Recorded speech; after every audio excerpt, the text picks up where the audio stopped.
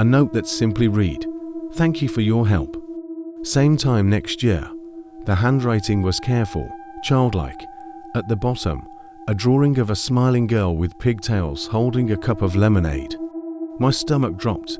Memories began leaking back into my mind, not clearly, not kindly. Just flashes, firelight reflecting off windows. The smell of gasoline. Screaming that echoed to long to be human. I stumbled to the bathroom and vomited. The taste in my mouth was metallic, pennies. When I looked down at my hands, I noticed something new. A symbol burned into my palm. A small circle, split by a vertical line, with a dot at its center. It pulsed faintly, like a second heartbeat. I tried scrubbing it away until my skin bled. The mark didn't fade. The television was still on. Authorities confirm last night's fire was intentional, the reporter said. The victims, a woman and her young daughter, were pronounced dead at the scene. They showed the house, the lawn, the spot where the lemonade stand had been. But the girl in the photo wasn't the one I remembered. Her hair was dark, her face older, her eyes hollow and wrong. That's when I understood. She hadn't been pretending to be a child. She had been wearing one. I didn't sleep 4 days. On the 4th night, there was a knock at my door, 3 slow taps. When I opened it, a thin man stood there in a grey suit. His eyes were empty, no colour, no reflection. "You survived your first collection," he said calmly. "That's rare. I didn't agree to any of this," I whispered. He smiled.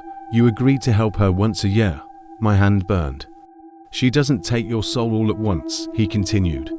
"That would be inefficient. She takes pieces, one act, 1 year at a time.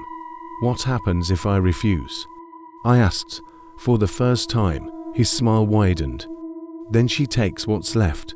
He stepped aside and gestured down the street. At the end of the block, under a flickering streetlight, sat a familiar sight.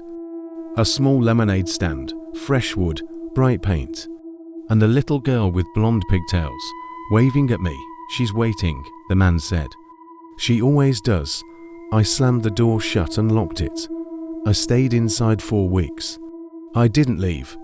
I didn't answer knocks. I ignored the burning in my hand. On the anniversary of the deal, the mark flared with pain so intense I collapsed. When I woke up, I was standing on a sidewalk I didn't recognize. Across from me was a house, occupied. Behind me, a small voice spoke sweetly. "You're late, mister." I turned. She handed me a cup of lemonade. I drank. I don't remember what happened next. I never do. I woke up the next morning in my bed, covered in dried blood and ash. My reflection looked older, emptier. On my nightstand was a fresh note. "You did great. Same time next year." I don't know how many years I have left. I only know this. Every year, the stand appears somewhere new. Every year, I help her. And every year, there's a little less of me left. So if you ever see a lemonade stand run by a smiling little girl who seems just a bit too eager for your help, don't stop. Don't talk.